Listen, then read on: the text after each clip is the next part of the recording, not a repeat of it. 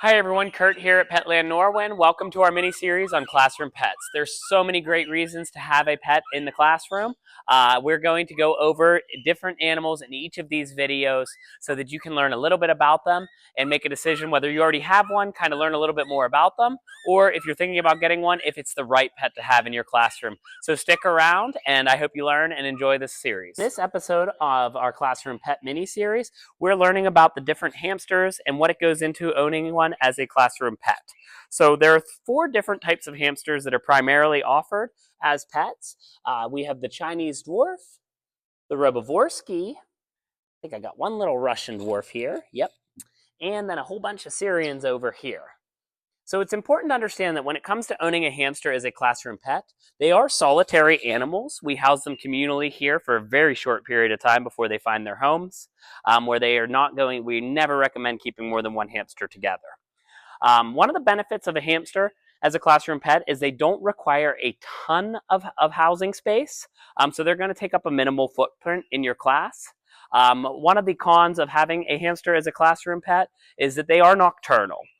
So they are not going to be up and about much during the day, but that doesn't mean that your kids can't interact or be able to watch them in their habitat. So this can both be an interactive animal as well as an observational animal.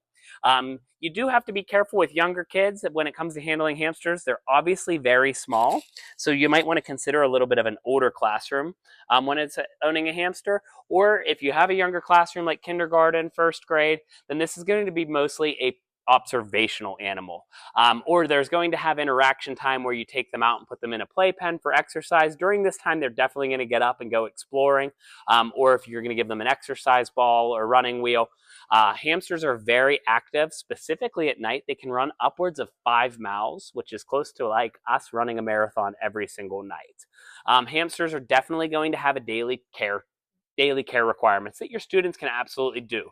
This is going to include changing out their food, changing their water dish, or cleaning their water bottle and changing out their water dish, and providing them with fresh nesting materials. So hamsters love to burrow and nest, so that's something that's going to come in with the observation. Overnight, your hamster is going to get very active. They might move things all around their enclosure, their cage, create a nest, and the kids are going to be able to come in each morning and see what your hamster did overnight. They're also obviously still going to get up at some points during the day, again, which at that point your kids can definitely enjoy watching the hamster. When it comes to a little bit of deeper cleaning, that's going to be a teacher responsibility when it comes to cleaning the cage and the waste in the cage. They are also going to need weekend care, which means either you're going to have to set up a program for a student to take them home if that's permissible, or you're going to have to take them home. What is nice is that their cages are easily transportable, so each weekend you can just take the cage home for you, and it's very easy to take them home and take care of them for the weekend. One of the things kids will definitely get enjoyment out is seeing the hamsters hoard their food in their cheeks. So you can see this guy in here, they can actually keep a ton of food in their mouths, kind of like a coin purse. Your hamsters are also very playful little animals. They like new toys and new things to chew on as their teeth never stop growing. They definitely can have really big personalities and be very sociable. Specifically, these Syrians are going to be much more handleable than the smaller hamsters that are fast and can be a little flighty. But you do have to watch because these hamsters, if they do get scared or intimidated, they can bite as a defense mechanism, and that can be painful for young children. So again, you're going to want to use caution depending on what kind of hamster you have, and if that's appropriate for your kids to be able to hold them. So that's just a little bit of basic information into things to consider when it comes to having a hamster as a classroom pet. We hoped you learned a little bit.